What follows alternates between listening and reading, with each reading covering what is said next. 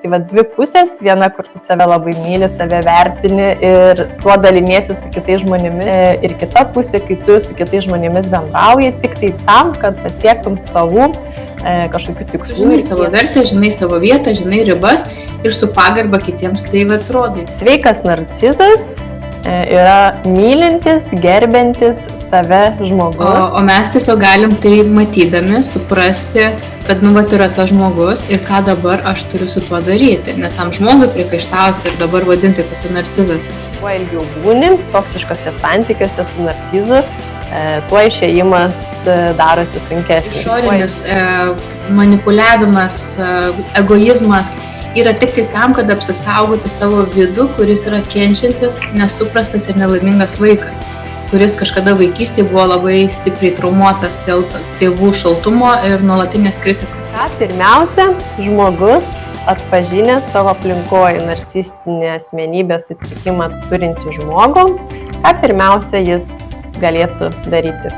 Tiesiog nevadinti to žmogaus narcizu, psichopatu, nesveiku.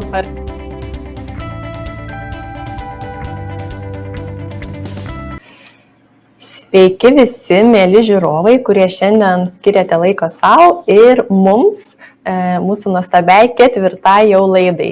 Labas, Ernesta. Sveika, Dovilė. Sveiki visi. Aš labai džiaugiuosi, kad mes jau 4. startą darome ir kad tas startas būtų toks iš karto su smalsumu.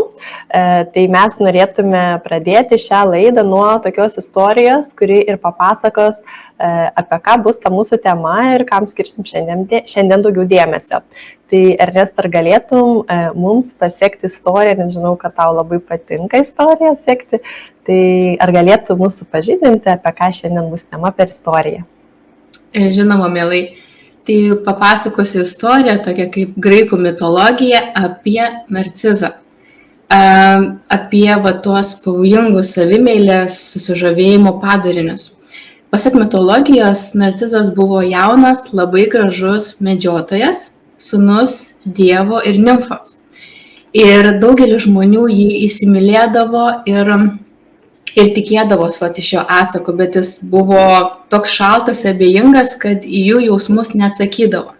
Dievai tą matydami, jie nubaudė narcizą, kad jis pamatęs savo atvaizdą vandenyje, taip juo susižavėjo, įsimylėjo, kad ten tiesiog sėdėdavo ir žiūrėdavo jį ir tikėdavos atsako iš to. Bet atsako nesulaukęs, praleidęs labai daug laiko, išsilpęs, jis ten numirė. Ir jo vietoje, kuris mirė, atsirado gėlė iš dygo, narcizas. Ir būtent šita mitologija ir buvo paremta tuom, kad psichologija atsirado tas terminas narcisizmas, kuris ir yra apie savimeilę, tragišką tą tokį likimą, egoizmą ir panašiai. Tai šiandien ir norėtumėm papasakoti apie narcizo būtent bruožus. Ir kas įdomiausia, tai turi keletą pusių ir teigiamą ir tokią neigiamą. Tai teigiama yra, kad tai yra tokia kaip meilė savo, kur yra normalu save vertinti, save mylėti, savo skirti to dėmesio. Ir yra tas patologinis narcizas, psichologija, kur tai jau yra psichologijos ir psichoterapeutų kryptis, kuri labiau su šitais padariniais dirba. Nes tai jau skaitosi narcistiškos asmenybės sutrikimas. Tai jau yra patologija ir liga. Taip, ir mes šiandien norėtume, mūsų tikslas toks yra, kad supažindinti su abiejomis pusėmis, su ta sveika ar ne narcisizmo pusė ir ta, kuri jau laikoma sutrikimu, tam, kad jūs galėtumėte atskirti šio tipo žmonės savo aplinkoje ir žinotumėte, kaip su tuo tvarkytis, ar ne, kaip su tokiais žmonėmis bendrauti, ką daryti, galbūt kažko nedaryti, o galbūt savyje pastebėsite to sveiko narcisizmo bruožų ir galėsite net pasidžiaugti, ar ne, kad esate stipri ir pilna asmenybė. Tai mūsų tema šiandien taip yra apie narcisistišką asmenybės sutrikimą ir apie narcisiškus bruožus sveikame žmoguje. Tai gal pradedam būtent apskritai, kas yra tas narcisizmas, ar ne, tokia pilna savoka, apie ką tai yra.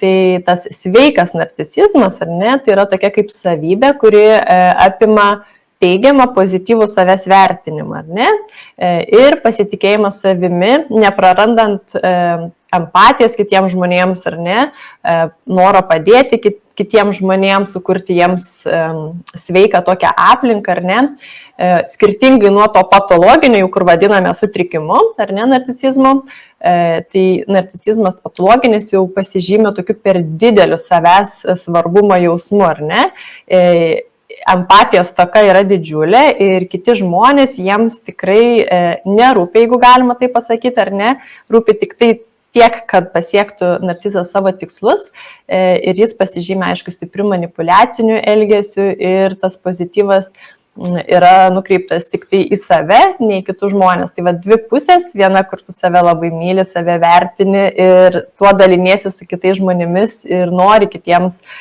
žmonėms būti empatiškas. Ir kita pusė, kai tu su kitais žmonėmis bendrauji, tik tai tam, kad pasiektum savų kažkokių tikslų ir kėslų, ar ne?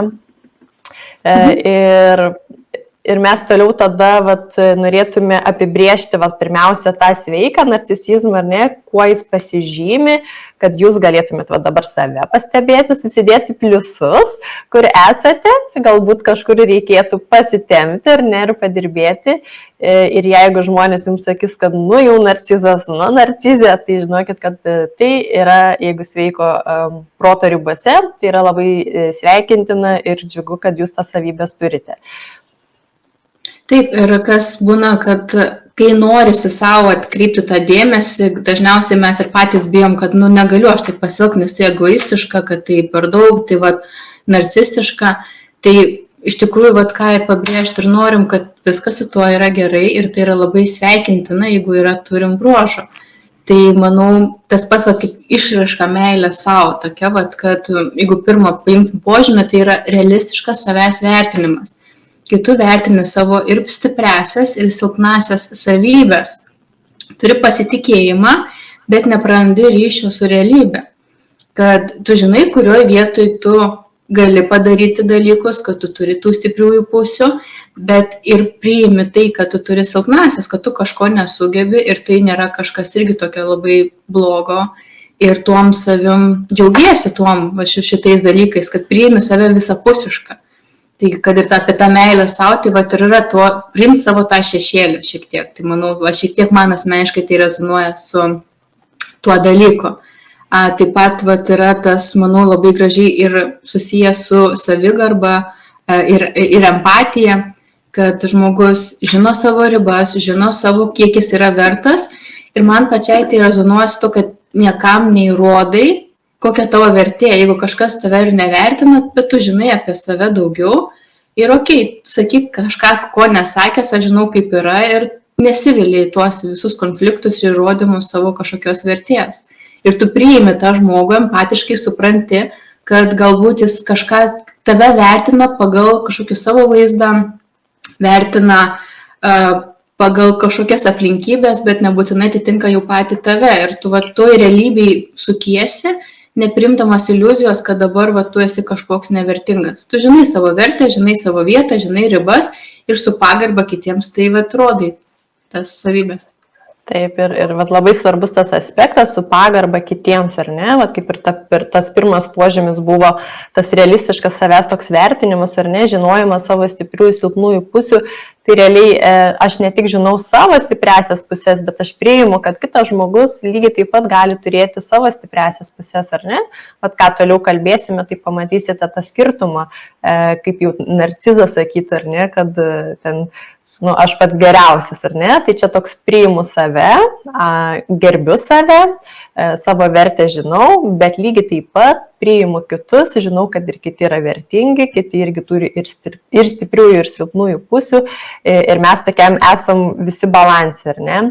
Ir kas kuo dar ypač išsiskiria sveiko narcisizmo tipo žmonės, tai turi tą empatijos jausmą.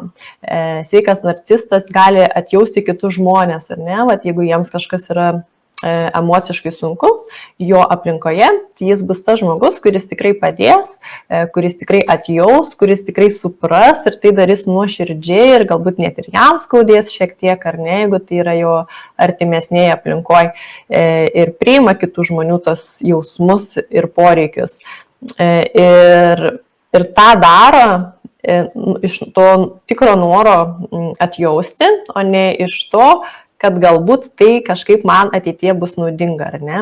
Kad dabar nutiko kažkam bėda, kažkas emociškai sunkiai jaučiasi, tai aš tuom pasinaudosiu, būsiu geras, būsiu katinas, ar ne, paguosiu, apkabinsiu, bet tikslas mano nebus, kad aš ateityje, kai man reikės, aš šiuo momentu pasinaudosiu ir priminsiu šiam žmogui, kad jis yra man skolingas. Tai šiuo bruožu tikrai išsiskiria sveikas narcistas. Du žodžiai tokie, kur gali pintis liežuvis, ar ne, jau laidos pabaigoje. Taip, ir dar vienas irgi svarbus dalykas, kad narcizas, sveiko to turintis žmogus, siekia savirealizacijos, bet ne kitų kainą, tai yra nelipa per galvas, galbūt nedaro tai kitais žmonėmis, nesinaudoja jais. Jis siekia savo realizacijos, asmeninio augimo ir bendradarbiauja su kitais. Ir tai yra tas svarbu, kuria komandas. Tai yra viskas gerai, gali paprašyti, pripažinti, kad reikia pagalbos ir vertina ir kitus žmonės kaip lygiaverčius savo. Nėra, kad aš aukščiau ar žemiau už visus šituos dalykus kitus žmonės. Tai manau, tas irgi labai svarbus aspektas yra, kad nesinaudoja kitais. Taip. Viskas įeina į tokią erdvę, kur žmogus tiesiog vertina save, vertina ir kitą, ar ne? Tai tas pasitikėjimas savo gebėjimais yra labai svarbus bruožas sveiko narcizo, nes jis savo gebėjimus naudoja, tarkim, ir toj pačioj savirealizacijoje, ar ne, bet jis pripažįsta, kad ir kitas žmogus turi irgi, kaip ir stipriasias pusės, lygiai taip pat ir kažkokius kitokius gebėjimus, ar ne, ir nenuvertina ir neignoruoja jų indėlio į, tarkim, jeigu tai yra darbo aplinka, ar ne, nenuvertina jų indėlio, tarkim, mūsų kažkokiam bendram projekte. Kas bus atvirkščiai, kai kalbėsime toliau jau, kai žmogus turi tą sutrikimą, ar ne? Tai jeigu, tarkim, komanda, žmogus pasitikė savimi, žmogus žino savo stipriasias pusės, savo silpnasias pusės, realiai save vertina, ar ne? Tai tas žmogus komandoje pripažins ir kad, tarkim, ir šitas žmogus prisidėjo, ir šis žmogus prisidėjo, ir šis, ar ne? Ir mes sukūrėm bendrą produktą visi kartu, ar ne? Ne aš vienas, o visi kartu. Ir šis asmuo, sveikas narcizas, jeigu galima taip pavadinti, ar ne, tiesiog žmogus, kuris save vertina taip, kaip reikia, taip, kaip kiekvienas žmogus turėtų save vertinti, nes tai yra apie meilę savo, ar ne apie tą egoizmą, apie meilę savo. Tai šis žmogus visada sugebės prisimti atsakomybę už savo veiksmus. Jeigu kažkas nepavyko arba pavyko, tai jis prisims atsakomybę, ar ne? Nes yra liūdna, kai tikrai aplinkoje, manau, nemažai žmonių sutinka tokių, kur darė kartu, kažką sukūrė, bet nepavyko, tai tas kitas žmogus buvo tas, kuris buvo dėl visko kaltas, ar ne? Tik tai ne aš. Tai sveikas narcizas sakys, okei, mes padarėm klaidų, pasimokom iš jų, ką galim daryti kitaip ir darom kitaip, ar ne? Tai pripažįsta tas kažkokias nesėkmes, klaidas ir iš to pasimoko visi kartu kaip komanda. Arba vienas, jeigu tai vieno žmogaus, tarkim, kažkokia veikla. Taip, ir man toks priminė tą pavyzdį, kad labai tinka su tuo lyderiu komandoje, kad yra tas tironas, kuris, kaip paveiksliukai, jeigu yra matę, kad sėdi ant sosto ir visiems aiškina, ką daryti, o lyderis tai yra prieki savo komandos ir tempia visus, tai iš mano prisimė ir atsakomybę už kažkokias klaidas, bet pasidalina laimėjimai su visais komandai. Tai manau, tas sveikas požiūris, kada tu žinai, kai tavo klaidos gali būti tavo atsakomybė. Ir jas prisimti. Tai pati irgi turėjau tų momentų, kai būni linkęs kaltinti kitus, kad kažkas nepasisekė, tai čia kalta aplinka ar kalti kažkokios aplinkybės, bet ilgainiui supranti, kad nuo tavęs priklauso tie visi rezultatai ir ką tu gali gero išmokti, iš to pasiimi patį geriausią rezultatą. Tai vad būtent tai yra apie augimą, ar ne? Tu pasimokai iš savo kažkokio veiksmo, kuris nebuvo naudingas, jį apverti kitaip, ar ne, ir tame pasiemi naudą savo. Vietoj to, kad kaltintum, ar ne, tai tu savo leidi tiesiog augti, o ne kaltini kitus, kas sukuria jau įtampą santykiuose, ar ne, ir tavo augimas lieka ten, kur ir buvo prieš tai. Tai realiai sveikas narcizas yra mylintis, gerbiantis save žmogus, kuris ir prisiims atsakomybę ir jaus empatiją tiek savo, tiek kitiem, žinos savo stipriasias pusės, žinos ir kur reikia galbūt patobulėti, paaugti, ar ne, tas sritis, priims savo klaidas, priims kitų klaidas ir viskas su to bus tvarkoj. Tai jeigu išgirsite savo aplinkoje, kad jums kažkas sako, kad esate egoistas, tai galite tam žmogui pasakyti ačiū, tikrai taip, aš myliu save labai. Žinokite, esate sveikas narcizas. Nes tikrai tas egoizmas tokia savoka daug kur girdima, ar ne, jeigu tu kažkiek savimi rūpinėsi, savo daugiau leidi, tai tu kaip ir egoistas, ar ne, jeigu pasirenki save. Ir būtent labai gražiai pasakei, kad padėkoji tam žmogui ačiū ir nesureaguoji tą kaltinimą, nes jeigu tu žinai, kad tu tą darai dėl savo pačio gerovės ir neįtakoji kitų žmonių, tai tavęs ir nekabins. Bet jeigu tu sureaguoji piktai ir norisi tam žmogui atgal kažką pikto pasakyti, tai klausimas, ką tavyje pakabino tas pasakymas tokio, kad tau dabar norisi tam žmogui dabar, nežinau, akis padraskyti už tai, kaip jis dabar drįso mane tokį pavadinti. Ir ta reakcija jau rodo, kad kažkur reiktų pasižiūrėti, kas čia vyksta dabar, kad tokia reakcija man iššaukia toks paprastas žodis. Ir kalbant toliau apie tą narcistišką asmenybę, mes dabar, manau, galim pereiti jau prie to negatyvo, būtent kalbant apie tas reakcijas, kas čia vyksta, ir apie narcistiškos asmenybės tą sutrikimą, apie psichologinę pusę, elgesio modelį. Tai kai žmogus perdėtai vertina savo svarbumą, kad aš esu pats svarbiausias, geriausias, nerealiausias, gilų poreikis, garbinamam nori būti, kad mane garbintų, pripažintų, ir empatiškumo trūkumas, bei ganėtinai stiprus manipuliacinis mechanizmas, kurį apie vėliau mes irgi pakalbėsim. Taip, tai jeigu taip gražiai peršakant, jau peršakai ar ne, tai narcistinis asmenybės sutrikimas, tai paminėsim dar kartą, kad tai yra jau, tarkim, mes esam dvi kaučerės, ar ne, tai jau nėra mūsų, tarkim, darbo sritis, tai yra žmonių, kurie dirba su šiais žmonėmis, tai yra psichiatrai, psichoterapeutai, psichologai, ar ne, kurie jau gali rimčiau padėti. Tik yra vienas bet, kad jeigu žmogus turi narcistinę asmenybės sutrikimą, jis jo nepripažins, nes jis yra vis tiek, pats geriausias, ar ne, kiti man pavydi, užtat man taip sako, tai kaip ir prieš tai minėjai, kad tas perdėtas savo svarbos toks sureikšminimas, ar ne, kad aš, ta prasme, aš esu vienintelis toks, ar ne, nėra geresnių už mane, aš esu toks ypatingas, mano aplinkoje yra tik aukšto statuso žmonės, tai kas ten apačioje man gali kažką pasakyti, aš kažkokį sutrikimą turiu, tai pasižiūrėkit, kur aš randuosi, aš esu pačiose aukštumose.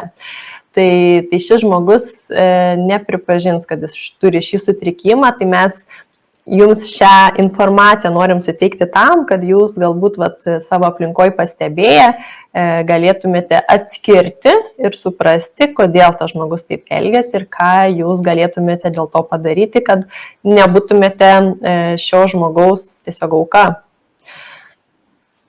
Ir kas įdomiausia, kad padaryti dalykas yra labai paprastas, tiesiog suprasti, kad keistis reikia jau pradėti nuo savęs, mes vėliau irgi pakalbėsim apie tuos dalykus. Ir dabar tęsiant toliau tą informaciją apie tai, apie kas yra tas narcistinio asmenybės sutrikimo įvardinti bruožus, kaip atskirti, kad kaip pasižymi tas modelis. Tai visų pirma, prasideda nuo to, kad tas žmogus kaip tik labai perdėtai susireikšmina. Ir tiki, kad jis yra unikalus, kad gali būti suprastas tik ypatingai aukšto statuso žmonių. Pabrėžia savo svarbumą, kad aš tai jaučia, žodžiu, tik tai galiu kalbėti su prezidentais ir panašiai. Ir čia man kalbėti su žemesnio lygio žmonėmis už mane man yra nelygis. Ir kai jau būsit mano žinių tokiam lygiai, tada su manim bus galima kalbėtis, nes dabar tai mano lygis daug aukštesnis už jūs. Ir tas toks, manau, ir darbuose galbūt labai dažnai galima sutikti būtent šitą bruožą tokį. Ir šio tipo žmonės, jie iš tikrųjų siekia būti tame aukštame statuse tarptų žmonių.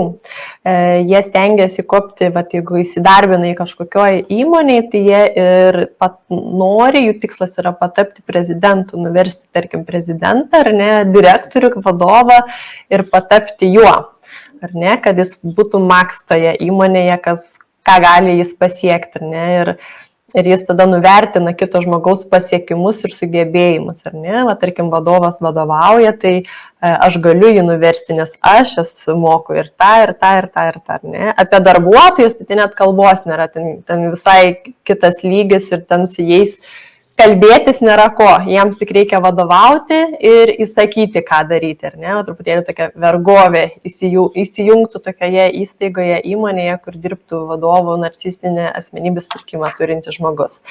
Ir šis žmogus nuolatos nori būti giriamas ir būti tame dėmesio centre.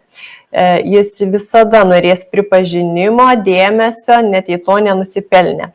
Ir apie ką tai yra kalba, tai būtent yra, tarkim, daro projektą ar ne, komandą, tarkim, ir šis žmogus, narcizas, turi vadovaujamas pareigas, arba nebūtinai ir daro kartu kažkokį projektą. Galbūt jis tiek stipriai neįsijungia, kiek kiti komandos nariai, tačiau kai rezultatas projekto pavyksta, jis visus nuopelnus pasiima savo. Nes jis nori būti pagirtas, tarkim, ar ne, jis nori būti įvertintas, jis nori būti dėmesio centre ir jeigu tai nėra vadovas ir jis tiesiog nuėjęs pas vadovą, sakys, aš padariau, projektas padarytas, projektas parašytas, projektas įgyvendintas, o kad prie to prisidėjo galbūt dar 10 žmonių, ten neįdomu, ta prasme bus aš, ne mes, o aš. Ir šio žmogaus net tokio lingvistikai galima visada pastebėti, aš padariau, aš geriausias, ar ne, toks apie mane viskas. Tai tai yra truputėlį ir apie santykius, ar ne, tas santykių toks išnaudojimas, kad pasinaudoju kitais žmonėmis tam, kad mane įvertintų ir aš galėčiau būti tame dėmesio centre. Ir kai pas vadovą ateina toks žmogus, kuris visą sako, aš viską padariau, komandos nariai ten nieko nedarė, aš dieną naktį dirbau, nesvarbu, kad tai nėra tiesa, tiesiog taip vyksta manipuliacija. Tai vadovo akise, jeigu vadovas nėra psichologiškai labai žmogus tas, kuris psichologinės visas šitas gudrybės perpranta, tai jis ir galvos, wow, kokį aš žmogų turiu savo komandą, ar ne, jis vis dieną naktį dirbo, nesvarbu, kad tai nėra tiesa, bet narcizas moka save labai gerai parduoti, taip, kad kiti žmonės įtiki juo. Tai toks santykių išnaudojimas tuo pačiu kitų žmonių yra labai jiems dažnai būdinga savybė. Taip, ir aš manau, čia dar labai gražiai įsipina tas empatiškumo nebuvimas tame, kad prisimdamas nuopelnus savo, nepaisai kitų žmonių jausmų, nes vis dėlto, kai net tau nėra svarbu, kaip kiti žmonės jaučiasi ar ką nori pasakyti. Ir taip man pačiai kilo toks pavyzdys apie kaip ir santykiuose, jeigu einant į platesnę pusę, kur dar galima tikrai narcizą sutikti, Tai ar vyras ar moteris būna gali pareikšti, kad aš tiek namuose stengiuosi, tiek darau, o tu nieko tokio nepadarai ir dar ten nepadarai, ko aš tavęs prašau. Kad nori kažkokių tai daro tam kažkokius tai veiksmus, kad po to galėtų iš tavęs reikalauti daugiau tų tokių pastangų. Ir pas juos yra labai aukštos ambicijos, reikalavimai, ypatingai kitiems, kad tu turi atitikti kažkokius lūkesčius, kad tu turi atrodyti taip, daryti tą. Ir jeigu tu netitinki jų lūkesčių, pradeda kaltinti tave, kad per tave jie jaučiasi kažkokie nepakankamai įsireikšminę, nepakankamai sulaukia tos sėkmės, nes tu esi kažkoks netoks šalia manęs ir per tave aš jaučiuosi taip. Jaučiu tavo energiją ir mano energija kartu silpsta žemyn, nes tu mane įtakoji. Per tave aš negaliu darbų daryti, per tave aš nesu savimi ir visas kaltės, visos kažkokie priekaištai yra skiriami kitiems žmonėms. Ir kaip ir paminėtas santykių išnaudojimas, jie yra išnaudojami tie žmonės, kad pasiektų kažkokių savo tikslų. Ir narcizai labai tiki, kad kiti žmonės privalo patenkinti jų poreikius. Kad tu turi dabar atkreipti dėmesį, ko man reikia, kada man reikia, mano mintis paskaityti, ką aš galvoju ir tu taip turi padaryti. Kaip aš noriu, jeigu to nepadarai, tu esi kaltas, nes aš jaučiuosi neįvertintas, jaučiuosi nepagirtas pakankamai, nes aš taip stengiuosi. Ir tada ateina susimąstymas savo pačiam, kad patikiai tuo manipuliaciją ir galvoju, gal tikrai per mažai aš tam žmogui daviau, jis man tikrai taip stengiasi ir pradedi save kaltinti dar prie to paties. Taip, narcizai labai lengvai sugeba įsukti kitus žmonės į tokią painiavą, kad kiti žmonės iš tikrųjų pradeda abejoti, ar aš tikrai, ar ne, tarkim, net ir apie tą pačią darbo santykį, ar ne, tas pats pavyzdys su projektu, kad realiai atrodo logiška, ateis kitas žmogus ir sakys, taigi tu ten, tarkim, Dovilė, tai ar tu viena padarai, ar ne? Bet narcizas sugebės savo žodžiais, kūno kalba taip perteikti, kad tas žmogus, kuris dirbo kartu prie projekto ir tikrai dieną naktį nemiegojo, jis pradės abejoti, ar tikrai aš čia pakankamai dariau, ar tikrai, ar ne, nes gausi kaltinimų tokią bangą, kad tavo mintis, tavo idėja buvo prasta, man reikėjo ją koreguoti, jinai nebuvo panaudota, niekam tinkama, apie ką tu iš vis čia galvoji, ar ne, toks nuvertinimas, nužeminimas ir kai tai vyksta ištisai, tai žmogus pradeda iš tikrųjų savimi abejoti, nes tas žmogus energetiškai yra žemiau, ar ne, negu narcizas. Ir jis tikrai pradeda abejoti, kad, tikrai gal mano ta idėja nebuvo tokia gera ir galbūt tikrai reikėjo ją stipriai koreguoti, ar ne, tai vadinasi, aš gal, jeigu ypač žmogus, kurio savivertė žemesnė, tai gal aš tikrai ne tiek ir prisidėjau, vadinasi, gal man tikrai to priedo nereikia, ar ne, arba ten, nežinau, tų pareigų kitų ar kažko tokio. Tai taip, narcizai, jie labai pavydi, yra įtarus, todėl tiki, kad ir kiti žmonės ir jam, kaip čia pasakyti, ir jį tą pavydą, ar ne, nukreipia ir jam pavydė, todėl jis ir nori siekti tų aukštumų, nes jam pavydės, kiti norės būti irgi tokie kaip jis ar ne, o iš tikrųjų tai ko gali narcizas pavydėti kitiems, tai santykio, ryšio, meilės ir ne, tai mes truputėlį irgi vėliau kalbėsime, ko siekia narcizai, tai tarkim tas pavydas nukreiptas į kitus žmonės ar ne, tarkim toje pačioje darbo aplinkoje, jeigu du žmonės kažkokį gražų santykį darbę turi ar ne, kartu būna, ten per pertraukas bendrauja, tai narcizas žiūrėdamas į tos žmonės pavydės, nes jis irgi norėtų ten būti, bet jis neleidžia savo ten būti, nes jo statusas neleidžia, nes jis pats geriausias, ar ne? Tai kaip jis dabar geriausias sėdės tarp paprastų darbuotojų. Tai jis pavydi to, jis nori to ir jis tiki tada, kad ir jam pavydi, todėl jo ir ambicijos natūraliai auga ir didėja. Tai iš tikrųjų rimtas sutrikimas, ar ne, yra ir svarbu pastebėti tokius žmonės savo aplinkoje, kad netapti tą auką. Taip, ir kitas dalykas, toksai galvoju, kad dabar nepradėtų susišėlės vadinti narcizais, kad čia kažkas pasielgia panašių bruožų žmogus, kažkur gal nepamatė tavo indėlio, galbūt kažkur pavydėjo. Tai irgi nebūtinai dabar visus iš eilės vadinti narcizais, tai turi būti tuos įvardinti šitą patologiją gali tik tai psichologas, psichiatras, kuris jau tikrai nusimano apie šitą visą sutrikimą, o mes tiesiog galim tai matydami suprasti, kad yra tas žmogus ir ką dabar aš turiu su tuo daryti, ne tam žmogui priekaištauti ir dabar vadinti, kad tu narcizas esi. Tai sutrikimą, ligą gali įvardinti tik tai gydytojas, tai psichologas, psichiatras ir nevadinti visų iš eilės. Ir taip, ir dar norėčiau pridėti, kad tai yra komplektas, toks paketas viso, narcistiškas asmenybės sutrikimo paketas. Tai nėra, kad žmogus nuėjęs ir prisėmęs visus laurus už atliktą darbą bus narcizas.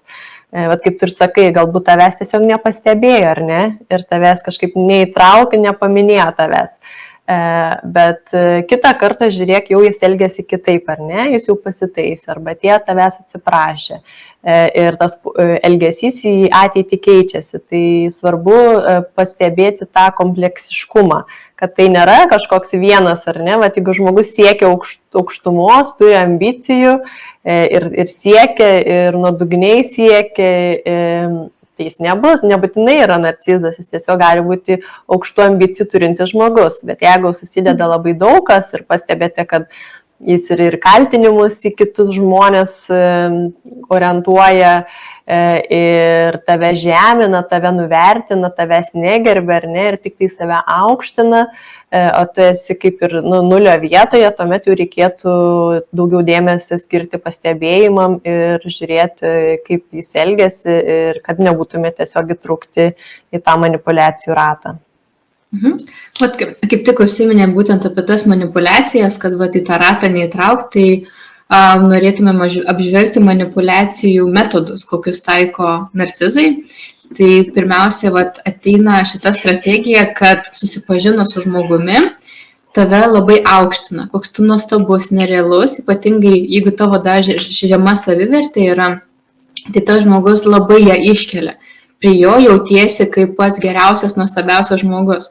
Bet vėliau ateina toks suvokimas, jausmas, kad jis kaip tik pradėjo atvirkščiai elgtis, žeminti, kažkaip kritikuoti. Ir ypatingai tais momentais, kai kyla grėsmė narcizo ego. Kai tu tampi kažką padarai geriau už tą būtent žmogų, tuo metu ateina didžiulė lavina iš jo pusės kritikos, menkinimo ir galbūt kaltinimo, kad tu kažkaip kitaip elgiesi. Tai jie turi tokias dvi pusės. Pradžiai tu gali būti labai išaukštintas ir tave labai girti, koks tu nuostabus ir kaip tu pakeitei, nušvieti jų gyvenimą. O kitoje pusėje po kiek laiko, jeigu tu ypatingai kelsi grėsmę, tu tapsi pats juodžiausias, blogiausias žmogus, pats blogiausias, juodžiausias žmogus sutiktas jo gyvenime.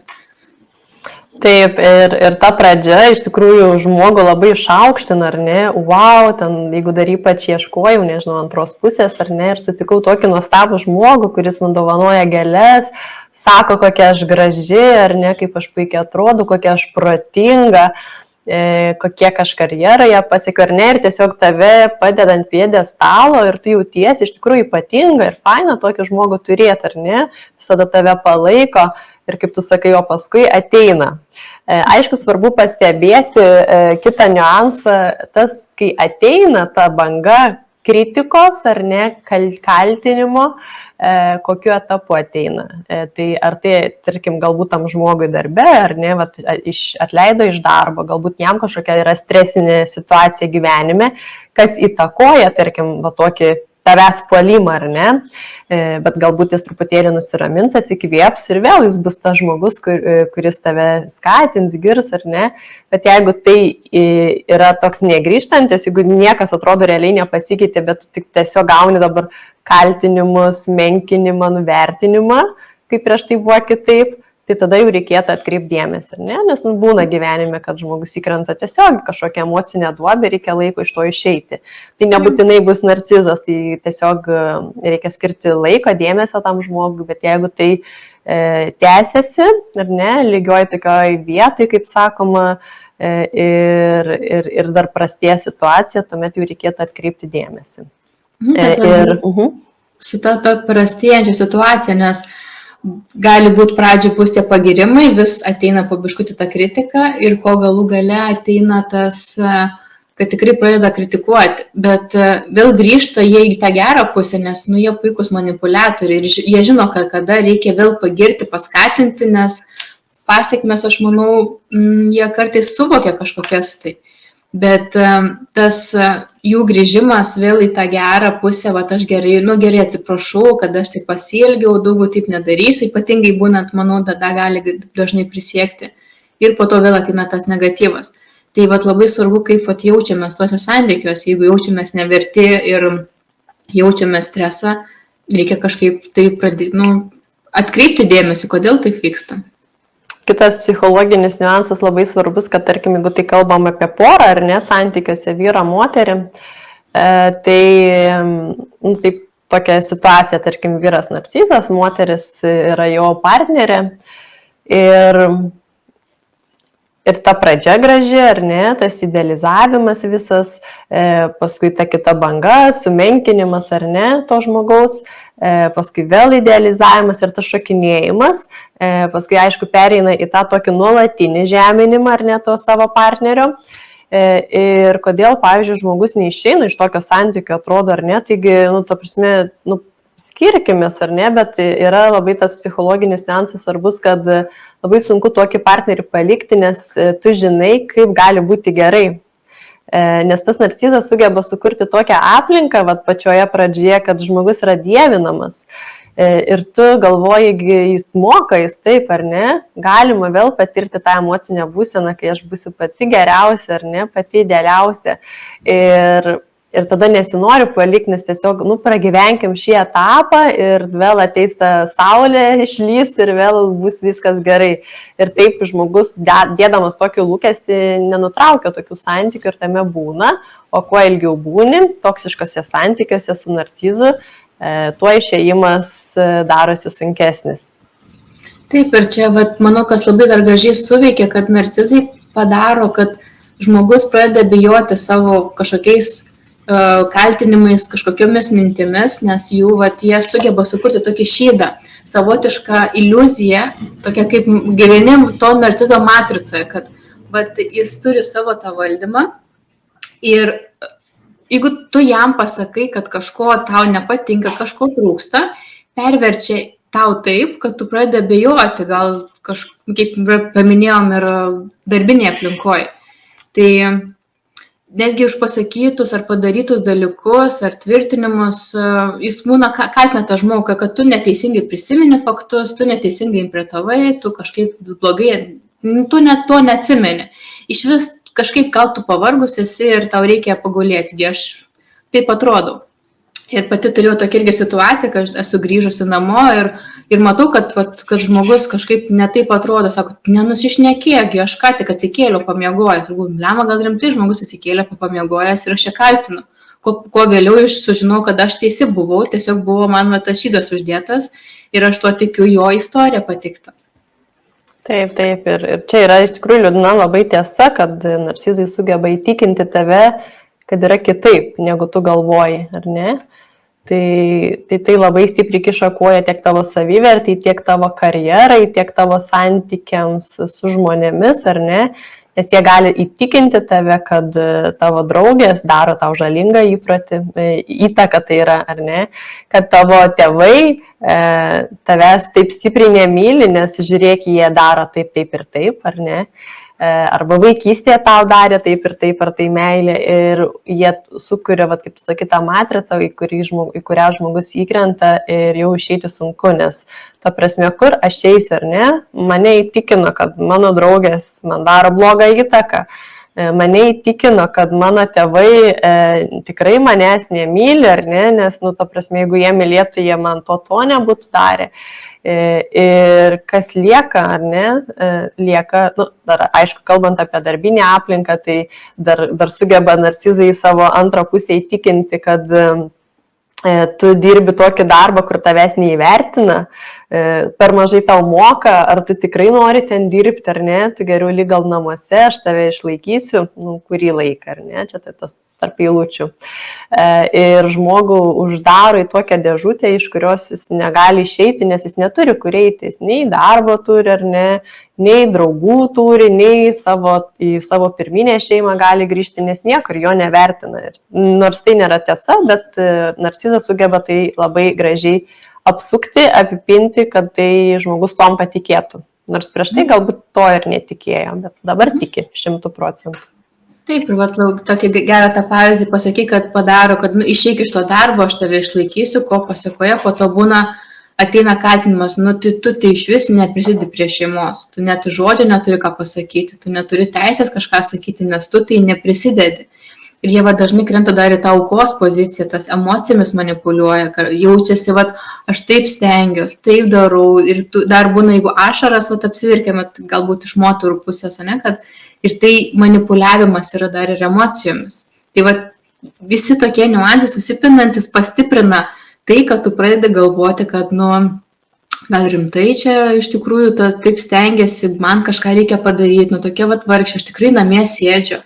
Ir yra toksai, kaip jie keičiasi tarp aukos ir persekiotojų. Tai ir būna tie manipuliaciniai žaidimai, kuriuose pakliūnam. Plus jie elgiasi labai dviprasmiškai. Vieną dieną gali būti labai geras, pozityvus ir mylintis, kitą dieną gali būti nekenčiamas, piktas, manipuliuojantis. Ir kaip ir paminėjai labai tą, kad tiki, kad kažkada buvo fainai, tai irgi bus gerai, aš palauksiu, pakentėsiu, vis tiek susitvarkys tie reikalai, dabar tiesiog buvo tokia situacija, gal kokios, nežinau, planetos susidėlioja ne taip, jis pasikeis, jis tikrai bus. Ir jeigu, pavyzdžiui, ypatingai aš šalia būsiu, tikrai dėl manęs, jisai pasikeis. Nes man jis taip sakė, galbūt kažkokią dieną, kai mes supažinom, kad dėl manęs padarys viską. Taip, ir tokioje situacijoje tas narcizas tiesiog ko siekia, tai siekia tos kontrolės, ar ne? Jo net šūkis yra skaldyk ir valdyk, čia jau narcizo šūkis. Ir jisai tą puikiai geba daryti, nes jis skaldo ir santykius, ir jeigu apie darbinę aplinką, ir grupės, ar ne, ir skleidžia puikiai apkalbas, ką labai gerai sugeba, ir meluoja, kursto tą nesantaiką tarp žmonių, jie gali net sukurti tokią aplinką, kurioje kiti visiškai žmonės susipyktų, susirietų ar ne, o jis net nebuvo ten, tiesiog su vienu su kitu žmogum atskirai pakalbėjęs, taip sugeba sukurstyti. Tai kaip ir sakiau, tai vyksta dėl to, kad jis galėtų kontroliuoti, ar ne, išlaikyti tą kontrolę ir valdžią, skatindamas tuos nesutarimus tarp kitų. Ir lygiai taip pat santykiuose, ar ne, gali kalbėti su tavo antrosios pusės tėvais, su draugais, ar ne, ir tas apkalbas kleisti, ką tu namuose apie juos kalbi, ar ne, kad net ir, tarkim, tavo draugai nebenorės tavimi kalbėti, nes pasirodo ten apie juos čia šneka, žinai, ir nefaina tada, ir tokią kontrolę sukuria, tokią aplinką sukuria, kur galėtų viską kontroliuoti. Tai čia narcizas. Jie tokie, žavingi, tie šarmingi, kurie, sugeba. Žinau, kad irgi tokia istorija, kad turėjau aš irgi narcizą ir atvykus pas savo šeimą, susipažindinti, jis toks fainas, su visais bendrauja, visiems ten daro, važiuojant namo, sako, tu žinai, kokia tavo šeima? Ten blogai tas elgesi, mama ten taip blogai pasako, tėvas ten toksai, tu irgi pasižiūrėk, tu taip kažką pasakė ant šeimos, tai gavos, kad visa mano šeima buvo iškritikuota, aš iškritikuota, o jisgi toks fainas, taip su visais fainai bendravo. Ir turi to ir paskui galvoju, o tai kame tas dalykas. Ir ta mūsų pradžia, toksai žavėjimas, kokia aš nereali, kokia faina, tobuliausia, geresnės moters nėra. Kaip gyvenom kartu, pradėjau kritikuoti, kodėl kriauklė neišvalyta. Nes jam buvo netinkami kriauklė išvalyta ir aš galvoju, apie ką tai. Kol galų gale, tai gavus mūsų santykiai truko gal kokie mėnesį laiko pagyvenom, galvoju, gal ačiū, labai buvo faina, už gerą pamoką, gal aš vis dėlto galiu pagyventi vieną. Ne taip ir blogai gyventi vienai. Ir turi istoriją dabar. Ir žinai, man tokia mintis dar kyla, kai tu sakai, pas šeimą, į šeimą atvežė ar nesupažindinti ir jis visiems fainas toks ar ne, bendraujantis, šiltas žmogus. Ir kažkaip prisiminiau tokią situaciją, kažkur girdėta, kai tarkim, tokia liūdnesnė situacija, kai vyksta smurtas šeimoje, ar ne, ir tas smurtautojas, tarkim, vyras, ar ne, kas dažnu atveju būna ir atvirkščiai, bet tarkim, vyras, ir jis yra fainas antros pusės moters tėvams labai, nes jis ir paslaugus, empatiškas, daug kalba, gyrė, ar ne, tėvus. Ir kai moteris grįžta pas savo tėvus ir sako, ta prasme, aš nebegaliu, ta prasme, smurtas, fizinis, psichologinis, noriu skirtis. Ir tavo tėvai tau sako, ar tu juokauji, tu pasižiūrėk, koks fainas tavo vyras. Jis visada apie tave pagalvoja, apie mus pagalvoja, ar ne, visada gražius žodžius sako, dirba, uždirba, ta prasme, tobulas vyras, ko tu dar nori, žinai, ir va čia irgi tokia iliustruota istorija apie tai, kad narcizas sugeba taip apipinti tą tavo aplinką, kad net tavo artimiausi žmonės tavim netiki. Ir sako, lygi, ta prasme, tobulas žmogus yra, ar ne, nors tu gyveni smurtinėje aplinkoje. Bet, neturi visiškai palaikymo tame ir tas vyras yra, aukso vertės kitų žmonių akise. Taip, jis, kaip ir buvo mūsų to istorija, sugeba atskirti tave nuo šeimos, nuo draugų, tam, kad paskui lengviau būtų tave manipuliuoti, nes visiems kitiems jis tobulas ir nuostabus, blizgantis aukso gabalas, o tu iš tikrųjų supranti ir matai, kas ten pas jį iš tikrųjų viduje yra. Ir kai bandai kažkam pasakyti apie tai, niekas netikė, nes toks jis nerealus, toks fainas, ko tu kabinėjęs prie jo iš tikrųjų. Ne? Tai tada, manau, galima pereiti trumpai o kaip susiformuoja ta asmenybė, kaip iš tikrųjų atsiranda tas narcizas ir kas pas juos ten vyksta. Ir tame toks yra ir paradoksas šiek tiek, nes narcizas iš tikrųjų vaikystėje gali būti labai lepinamas, giriamas ir tos nepagrįstos pagiros. Ir tai nėra tame, kad dabar nebegirkim vaikų, nes paskui išauklėsim narcizą. Tai, manau, tos pagiros turi būti už kažką, kad būtų konkrečiau. Ne tai, kad tu ten padarai kažkokį tai dalyką ar apsimovai kelnes tinkamai ir davau, koks tu fainas, nuostabus ir tu viską taip puikiai darai. Mano galvoje tai turėtų būti labai konkretu, už ką tu giri tą vaiką, ką jis konkrečiai padarė, kad jis žinotų, kad jo pastangos yra giriamos, o ne jis kaip asmenybė. Ar teisingai tą tokį dalyką supratau? Taip, jeigu taip kalbant apie raidos aspektus iš pedagoginės pusės, tai tas vaiko skatinimas, gyrimas turėtų būti pagal jo raidą, ar ne? Jeigu vaikas 2 metų dar nemokėjo užsidėti kelnes ir jis užsidėjo jas, tai yra momentas tikrai, kurį reikia paskatinti ir pagirti, ar ne, tam, kad jis toliau augtų ir tobulėtų. Bet jeigu tu 10 metų vis dar giri, kad kaip tu gerai kelnes užsidėjai, ar ne, tai jau reikėtų šitoje vietoje save sustabdyti. Galbūt galima pagirti jau, kaip tu gerai savo kambarį susitvarkai, ar ne, jau truputėlį turėtų būti kitas lygis. Tai jeigu tu dar ir grįžusi studentą, dar toliau tęsiant pagiri, kaip tu gerai kelnes užsidėjai, ta prasme, supranti, apie ką kalbu. Kad tai turi būti pagal raidą, ar ne? Vat jeigu, tarkim, jau grįžta 18 metų studentas, tai jam sakai, puiku, susiradai darbą, galėsi savo padėti, ar ne? Savo poreikiam užsidirbsi pinigų. Jau bus kitaip, ar ne? Kito lygio pagira pagal jo raidą, pagal jo gyvenimo tą etapą. Tai taip, pagirimas turėtų būti atitinkamas, ne už bet ką, ne tai, kad pakrapščiau nosį ir sakai, kaip tu gerai pakrapščiai nosį.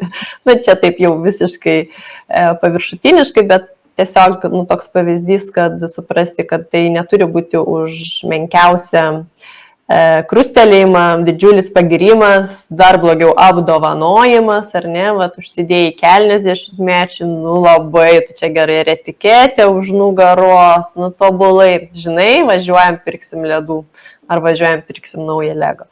Tai čia yra dar baisiau, ar ne, ir tu tada tokiu būdu tą žmogų ugdai, kad už kiekvieną krustelėjimą tu turi būti gyriamas, o suaugus taip nebus, turėsi parodyti kažkokį konkretų darbą, ar ne, kažkokį elgesį tam, kad būtum galbūt pagirtas, ar ne, ir tai nebūtinai, tu turi būti iš savęs pilnas ir nebūtinai laukti iš kitų pagirų. Ir... Taip, tas narcizas buvo tas idealizavimas ir nepagrįstas gyrimas, kuris gali lemti tą asmenybės formavimąsi. Ir tuo pačiu griežta kritika ir emocinis šaltumas taip pat įtakoja, kad formuojasi šitą asmenybę. Ir man tai primena tokį kaip svogūno metaforą, kad narcizas jisai yra mažas vaikas, kuris buvo kritikuotas, nepriimtas, emocinis šaltumas, nematytas, nesuprastas ir dedasi sluoksnius tam, kad galėtų apsisaugoti save. Ir tas išorinis manipuliavimas, egoizmas yra tik tai tam, kad apsisaugotų savo vidų, kuris yra kenčiantis, nesuprastas ir nelaimingas vaikas, kuris kažkada vaikystėje buvo labai stipriai traumuotas dėl tėvų šaltumo ir nuolatinės kritikos. Taip, ir kalbant dar, tarkim, apie emocinį tą šaltumą, tai kai tėvai yra tavo artimiausi žmonės tau neprieinami, ar ne, emociškai tau skauda, kažkur tu negali ateiti laisvai apsikabinti ir tam, kaip sakant, ir tai suformuoja tą nesaugumo jausmą, ar ne, vaikui, tai jis ir siekia to pripažinimo ir meilės ir išsiugdo tą narcistinį elgesį kaip būdą, taip, gauti to dėmesio ir meilės. Tai nepateisinama, bet jis tiesiog tenkina savo vidinį poreikį, kuris nebuvo patenkintas tada, kai jam to labiausiai reikėjo. Tai emocinis šaltumas labai iš tikrųjų stipriai prisideda vaikui prie saugumo efekto.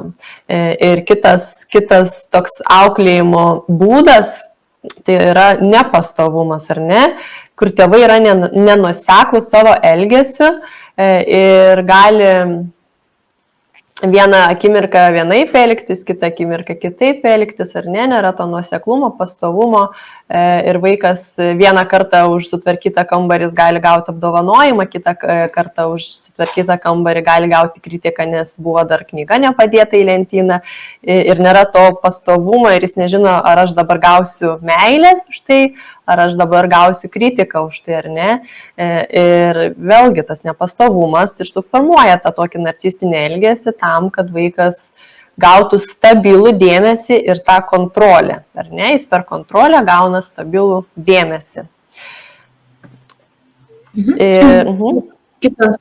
Ir kiti tokie dalykai, kaip, tarkim, atstumimas ir nepriežiūra, kad vaikas paliktas vienas būna arba kokiam lopšelį palieki vaiką ir jį ten, kad ir verkia, nekreipi į dėmesio, nes tiki, kad, paverks nustos iš tikrųjų, nes ant rankos jo neimsiu, nenešiosiu, nes pripras ir paskui turėsiu daugiau problemų. Tas tėvų tas mąstymas tai kelia irgi vaikų tokį šaltumą atstumimą.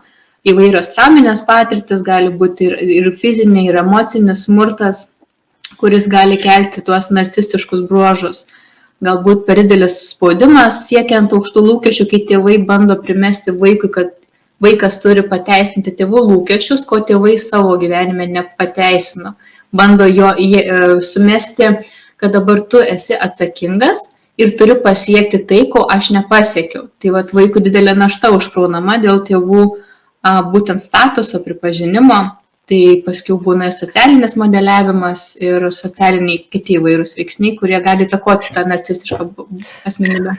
Tai norėčiau pridurti būtent apie tą socialinį modeliavimą, tai apie ką tai yra, tai būtent jeigu tavo tėvai yra narcistai, ne, turi tų bruožų, narcistiško sutrikimo bruožų, ne to sveika, bet to jau sutrikimo, ir vaikai tuomet kopijuoja tą elgesį, ar ne, ir šis punktas, manau, svarbu dabar tiems, kurie galbūt žiūri ir savo santykiuose atpažįsta šį žmogų savo artimuose santykiuose su partneriu ir jeigu dar ypač auginat vaikus, ar ne, ir jeigu taip yra tokia situacija, kad jūs pastebit, kad jūsų, tarkim, antra pusė turi šį sutrikimą, gali turėti, ar ne, turite įtarimą ir auginat vaikus, tai, manau, būtų pravartu giliau pasidomėti, galbūt apsilankyti ir pačiam pas specialistą pasikonsultuoti, nes yra didelė tikimybė, kad jūsų vaikas tiesiog perims, jeigu tėtis, tarkim, ar mama, kuris turi šį sutrikimą ir autoritetas, perims šį bruožą į savo elgesio modelį.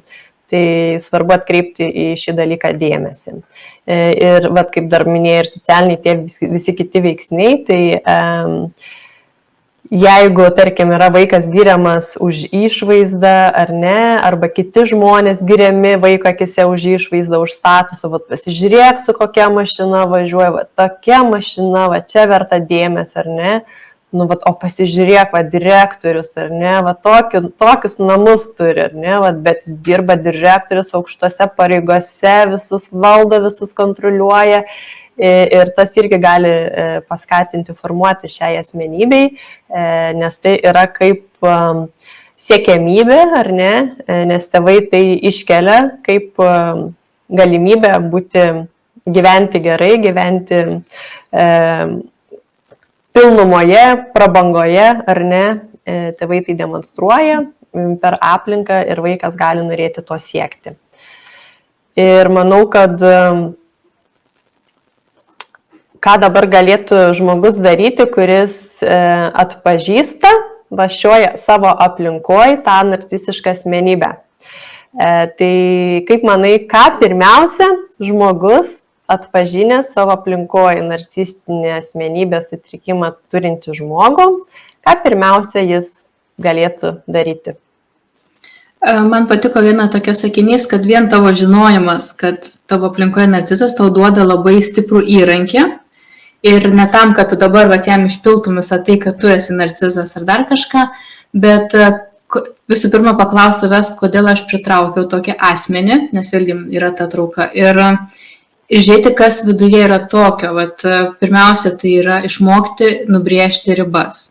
Nes jeigu tu jautiesi blogai, tai ribos yra labai svarbu. Ypatingai tai labai gražiai siejasi su mūsų praeita tema, kurią mes darėm apie žmonių tenkintojus, nes narcizai, tai jam čia yra tiesiog, wow, koks fainas dalykas, tie žmonių tenkintojai, nes jie neturi savo ribų, nemoka pasakyti, žema savivertė. Tai yra būtent tas žmonių tipas, kuris vienas iš tų, kur narcizai mėgsta. Tai yra ribos, nubrėžti tas ribas ir pasakyti, ne, man taip nepatinka. Ir pasakyti ne, manau, tie du dalykai man asmeniškai atrodo ganėtinai svarbus. Ir kitas dalykas - stiprinti savo savivertę. Taip. Ir yra čia tokių idėjų, ko nereikėtų daryti, ar ne, stiprinti savo savivertę, čia yra svarbiausia, ar ne. Bet pirmasis žingsnis, manau, yra tiesiog nevadinti to žmogaus narcizų, psichopatų, nesveiku, ar ne, nes toks kaip ir tada gaunasi, kad tu tą žmogų labai stipriai nuvertini, kas iššaukia narcizo dar didesnį tokį išpuolį gali, taip. Tai nevadinti to. Svarbu, kaip tu sakai, svarbu žinoti, tas žinojimas jau yra labai gera pradžia ir nedemonstruoja, kad tu žinai, o tiesiog imkis tolimesnių veiksnių, ar tu nori su tokiu žmogum būti ar ne, ar nenori būti ir nebandyti jo pakeisti, nes narcizai nepripažins, kad jie tokie yra, kaip tik dar nukreipsi tave visą šitą dalyką, tai tiesiog nebandyti jo pakeisti, nevadinti narcizų, nekaltinti, kad tave apgaudinėja ar ne, kad aš čia dabar taip jaučiuosi, nes tu čia mane apgavai, tai tiesiog jis nepripažins šitų dalykų, tai jam šių dalykų sakyti nereikia, tiesiog aš žinau, ir imuosi veiksmų. Stiprinu savo savivertę, ar ne? Pirmiausia, išsiaiškinau, ar aš noriu to žmogaus šalia, nes ne visada tarp kitko ir išeina jį pašalinti, ar ne? Jeigu tai yra darbo kolektyvas, tai nuo tavęs gali ir nepriklausyti ir tas žmogus gali būti aplinkoje, ką aš tada darysiu, ar ne?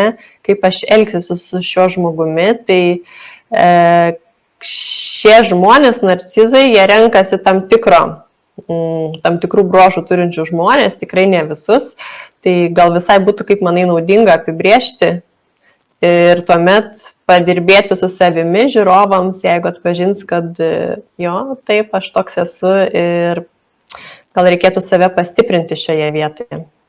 Aš manau taip, nes vėlgi žinant apie save daugiau informacijos ir sunkiau tave manipuliuoti, nes vienas iš tokių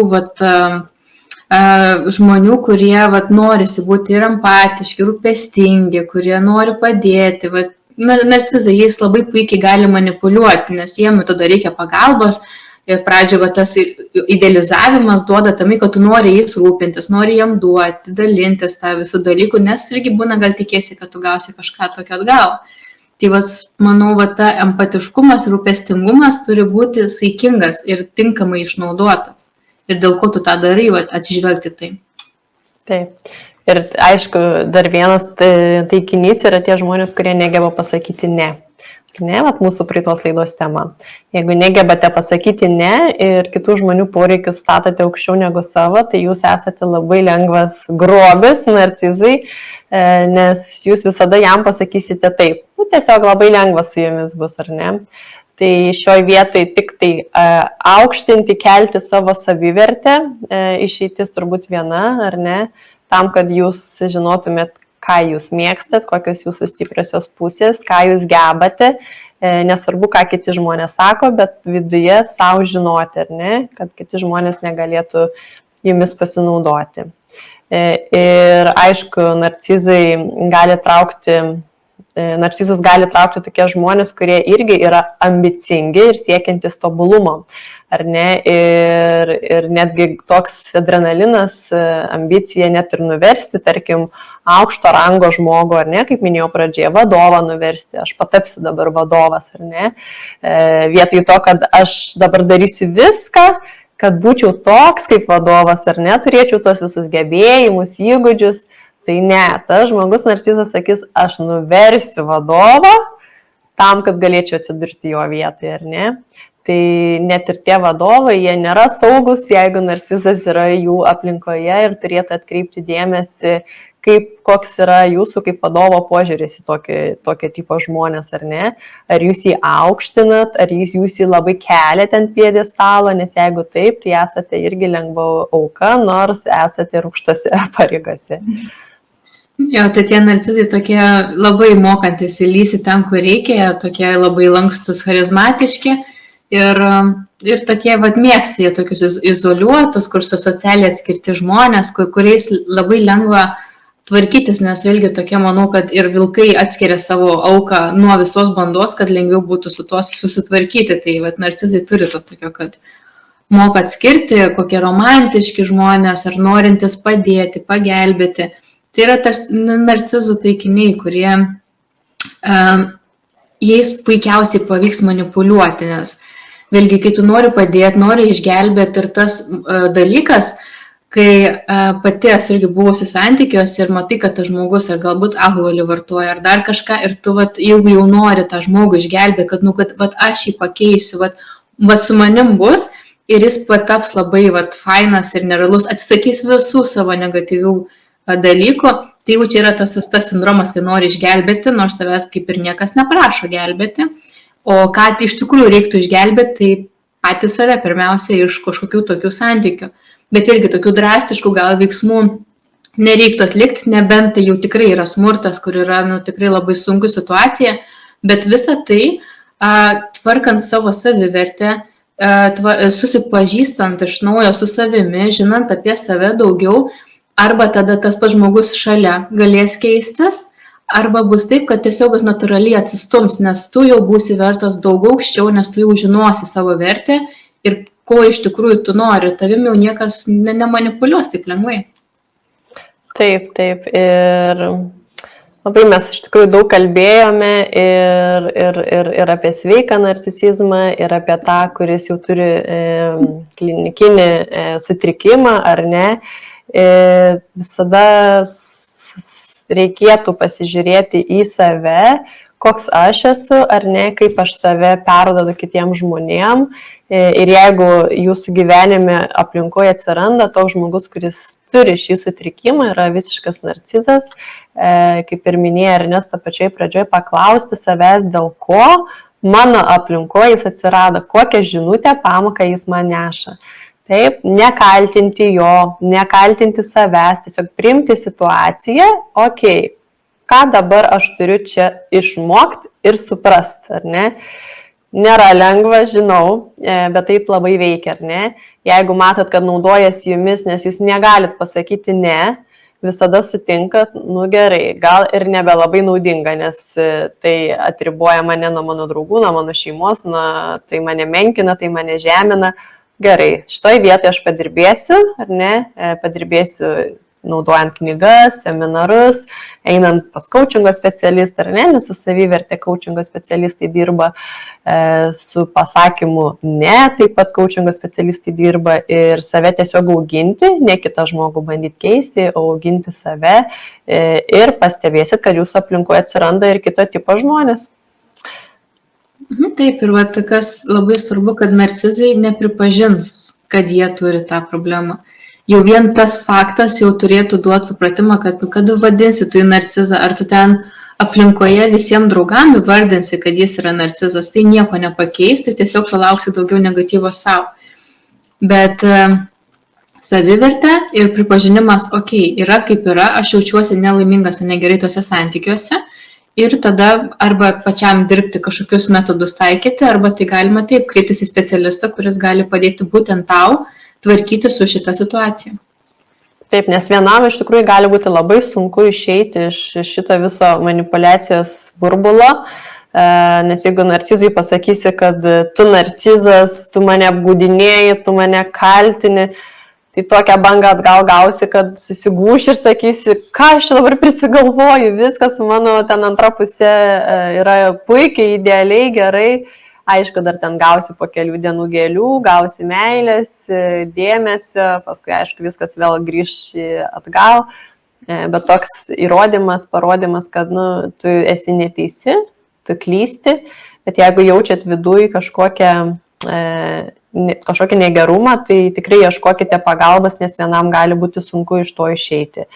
Tai auginkit save, stiprinkit save, o mes su Ernesta norim jum šiuo klausimu taip pat padėti ir šios laidos inspiruojamos, planuojame, kuriame, dėliojamės ir planuose yra rugpjūčio mėnesį išleisti mokymų ciklą būtent žmonėms, kurie negali pasakyti ne kitiems žmonėms, ar ne, kai save nustumia, kai save sumažina, sumenkina ir save pasiruošia pradėti auginti ir stiprinti, tai mes ruošiame jums įdomų, turiningą, informatyvų mokymų ciklą, kur bus ne tik informacijos, bet bus ir ko dar, Ernesta bus dar?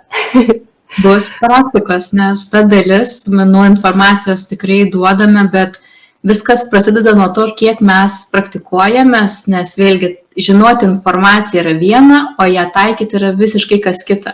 Tai mes tikrai kreipsim daugiau dėmesio į būtent tą praktinę dalį, kad praktikuotis, daryti veiksmus, atsakyti savo į klausimus, bet jau tikrai rimtai atsakyti savo į klausimus, pažinti save ir išlipti iš kažkokių tai savęs apribojimų, limitų ir išbandyti kažką naujo savo gyvenime. Patirti kažką naujo, nes gal jau atėjo laikas kažką padaryti daugiau. Aš manau, jeigu žmogus žiūri šią laidą ir panašaus pobūdžio laidas, podcastus, tai manau tikrai tas informacijos rinkimas jis yra irgi labai svarbi dalis, tačiau ateina taip laikas, kai reikia jau konkrečiai kažką daryti ir pažiūrėti, ar tai veikia tau. Tai tiek aš pati per mokydamasi coachingo ir kitų psichologijos disciplinų, tiek ir tu tikiu, Ernesta, labiausiai vertinu praktinę dalį, nes ji tau parodo, kaip gali būti kitaip. Ne tik leidžia žinot, bet realiai parodo, kaip gali būti kitaip. Kaip realiai gali pasikeisti situacija, kai aš pasakysiu kažkam ne. Wow, atsiranda laiko, ar ne? Ką aš su tuo laiku galiu daryti, ar ne? Susiplanuoju, ką aš su tuo laiku darysiu, kam jis man bus naudingas, ne? Tai mes visą tai darysim, aišku, mes įpinsim ir coachingo, grupinės coachingo akimirkas, tokias tikrai bus daug teorijos, daug praktikos. Mokymus planuojame daryti gyvai, live, tačiau tai bus ir įrašas, kurį galėsite, jeigu nespėsite tuo metu, kai mes darysim live sudalyvauti, tai drąsiai galėsite įsigyti mūsų įrašą ir ten susirinkti visą informaciją ir sudalyvauti praktikoje. Arba sudalyvauti mūsų asmeninėse sesijose, jeigu jaučiate, kad grupinis darbas yra ne jums. Taip, mes tikrai pasistengsim sukurti kuo saugesnę aplinką, kad išeiti, pabandyti iš tos savo komforto zonos išeiti. Nes kadagi daugiau galima išeiti negu toj saugioj aplinkoje. Tai kai gali drąsiai žengti ir visada bus palaikymas, galima bus ir komunikuoti, susisiekti, kai reikės kažkokio tai patarimo. Ir tiesiog tai reikės išdrįsti žengti tą žingsnį, kad į savo pokytį. Nes praktika duoda tai tą virsmą iš to drugelį, iš tos tokios drugelį, iš to Taip, iš to baisaus, šlikštaus vikšrą į gražų drugelį. Taip, ir ne visi turim aplinkoje tokių žmonių, kurie gali mums padėti.